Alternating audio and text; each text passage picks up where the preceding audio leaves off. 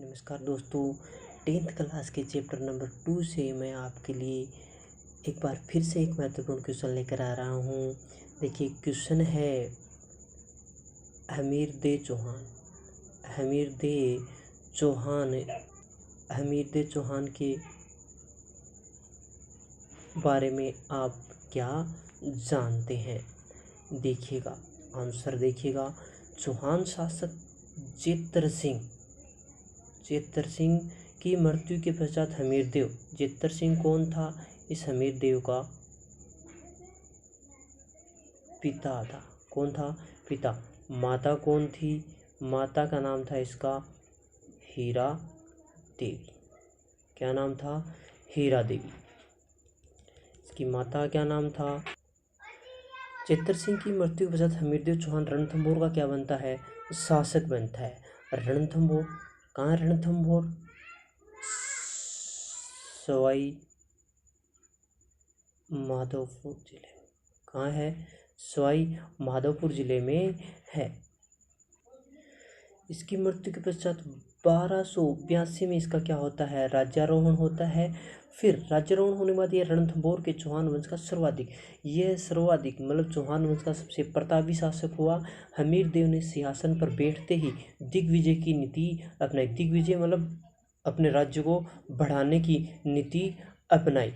फिर हमीर ने 17 युद्ध लड़े। टोटल कितने युद्ध लड़े? 17 युद्ध। उन 17 युद्धों में से यह 16 युद्ध इन्होंने क्या किए? विजय प्राप्त की। हमीरदेव चौहान के शासनकाल में दिल्ली सल्तनत के शासक जलालुद्दीन खिलजी, दिल्ली का शासक था जलालुद्दीन खिलजी, जिसने दिल्ली में खिलजी वंश की नींव रखी थी। जिसने दिल्ली में क्या रखी थी? खिलजी वंश की नींव रखी थी।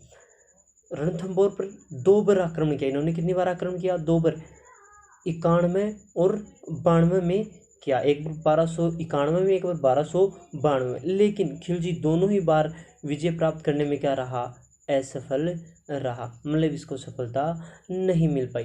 राणा हमीरदेव ने अलाउद्दीन खिलजी के विरुद्ध, अलाउद्दीन खिलजी, बात करते हैं अलाउद्दीन खिलजी की। अलाउद्दीन खिलजी कौन था? अलाउद्दीन खिलजी इस जलालुद्दीन का क्या था?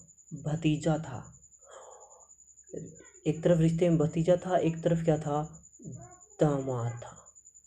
तो इस अलाउद्दीन खिलजी ने क्या कर दी? इसकी हत्या कर क्या कर ली? दिल्ली की सल्तनत हत्या ली। फिर राजा कौन था? अलाउद्दीन खिलजी। इसने जलालुद्दीन खिलजी तो क्या है? सफल नहीं हुआ। लेकिन अलाउद्दीन खिलजी के विद्रोह नेता मोहम्मद शाह व के हबरू को शरण दे दी।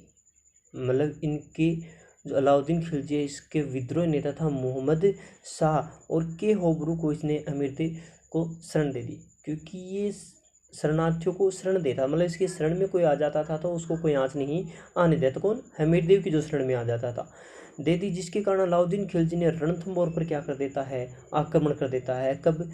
1301 में। इसी 1301 में इसकी पत्नी, हमीरदेव की पत्नी रंगा देवी ने क्या किया था?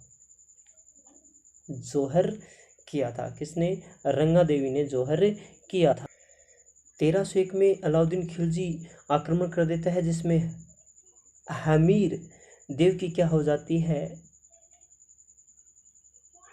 पराजय हो जाती है। रणथंभौर के युद्ध में अलाउद्दीन खिलजी के साथ हमीर खुसरो नामक क्या था? एक विद्वान भी था। शरणागत की रक्षा के लिए हमीरदेव क्या था? प्रसिद्ध था। क्योंकि शरणागत जो आते थे इसमें शरण देता था, मतलब किसी को आँच नहीं आने देता था, चाहे वो दुश्मनी क्यों ना हो। हमीर ने अपने पिता की याद में रणथंभौर दुर्ग कहाँ है? सवाई माधोपुर में। यहाँ 32 खंभों की छतरी बनवाई। पिता कौन? जेतर सिंह इसका पिता था। इसकी याद में इन्होंने 32 खंभों की छतरी बनवाई। हमीरदेव ने अपनी पुत्री, इसकी पुत्री कौन थी? पद्मला के नाम पर भी पद्मला तालाब का निर्माण करवाया। हमीर के दरबार में बीजादित्य नामक कवि भी रहता था। हमीर की मृत्यु के साथ ही रणथंभौर के चौहान वंश की शाखा का क्या हो जाता है? अंत हो जाता है। तो धन्यवाद दोस्तों।